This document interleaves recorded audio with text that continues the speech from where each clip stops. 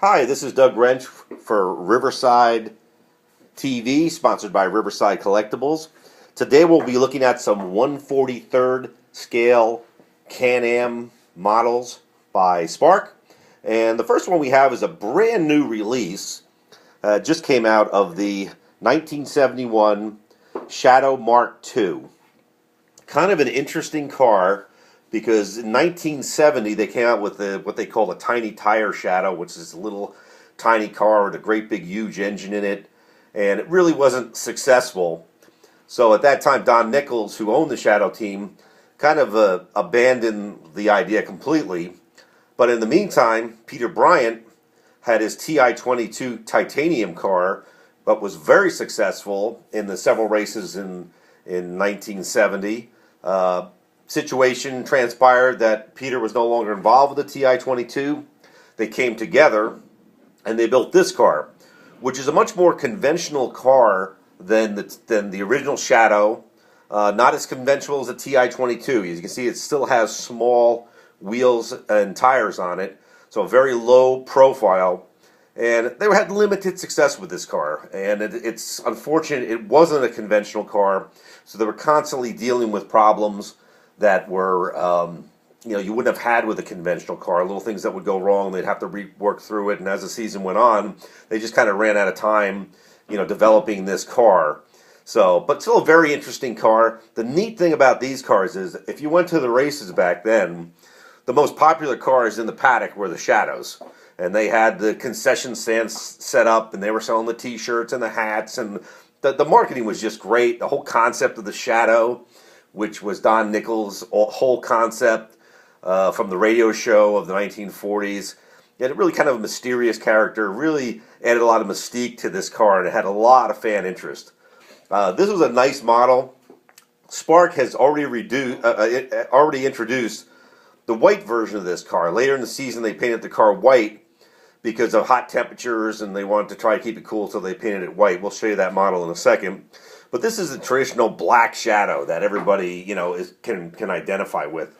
The model's done very well, as we'll spin it around and see the back wing underneath in the engine compartment. Good detail overall, and really brings back that era of unlimited, try anything, whatever you want to try, give it a shot, and see if it works. So that's a Can-Am. They just got released. They're currently available. We have them in stock. We have a limited quantity in stock of them. So if you're interested, better now than later, because Spark won't make more of these. Once they're sold out, that'll be the end of them. The white car, which I do have also, and we'll put it right up next to here, is currently out of stock, and we're not going to get any more of this version of the car. So this sold out very quickly. And you can see, nice thing about Spark is they just didn't take the black car, the white car, the single mold, and just paint it. You can see with this white car, the wings moved a little further forward. This was the cars that appeared at Riverside. It's got the front wing on it, which is different. So when they did the black car, it's not just a black version of this white car. So that's the black Shadow, which again is currently available.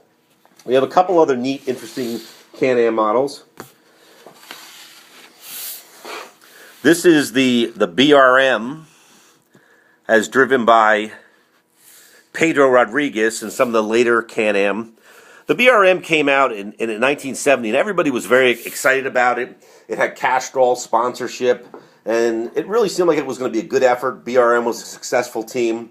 But where BRM really kind of went askew is they decided that, okay, we're going to build our own engines, we're going to build the chassis, just like we do with our own Formula One car. So they built their own Chevy motors, and they had problems there. And then the car came over, and there were some problems with the suspension geometry. And once they delivered the car to George Eaton's team in Canada, it really didn't do a lot of upgrading in the field. And as a result, the cars really never caught up in what basically was a really, really good design, but kind of, because it wasn't well developed, handled absolutely evilly. So it came close to winning a race with George Eaton at the wheel at Road Atlanta, because everybody else dropped out. It was in the lead, and of course the car broke down. So it never actually did win a Can-Am, but it was always one of my favorites as being a cool sponsorship, unique car, and it was just a great Can-Am car. So that's P154. They made the George Eaton car, which sold out very quickly. That's the number 98 car. But this is the Pedro Rodriguez car, and we have them in stock and they're available. Again, limited quantities. And I'll just show you quickly there's the Eaton car, which sold out quick. It's the same basic car, number 98.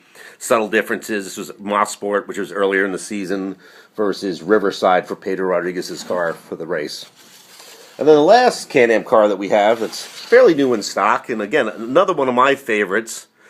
It was said that this is the 707 March car. Now, March in 1970 was a brand new company, building Formula 1 cars, building Formula 2 cars, Formula 3, really going whole hog at getting into the race car business. This car was to be driven by Chris Amon. Now, Chris Amon had left Ferrari, so the previous year he had driven a Can-Am Ferrari. Then when he came from Ferrari's Formula 1 team to the March team, it was to drive a March Formula 1 car, one of the stipulations was that they would build him a Group 7 car to drive. So this is the result. It came late. It was the car that, in driver combination, that Team McLaren feared the most. They really thought this was going to be a very much of a potential car that could beat theirs on a regular basis, especially with Amon driving. And it was very good. It did well. Teething problems. It only appeared for the last 4 races. Very big, wide car, STP sponsorship. Just a neat car. And as we take a look at it, as we'll spin it around, again, very unique car. This car went on to win Inter-Series championships in Europe and Inter-Series races. So it was a good basic car. Again, just like the BRM, it wasn't as developed as it could have been. As McLaren always say, they didn't show up at the first race ready to test. They showed up at the first race ready to race. And a lot of their competitors, the BRM, the Shadow, the March, although they had a lot of potential, they weren't fully developed when they came to the track. So that's the March. And of course, all these come with a clear acrylic case, so you keep the dust out of them. And Spark, a good manufacturer, makes great 143rd scale models. So thanks for watching, and we'll see you next time on Riverside TV.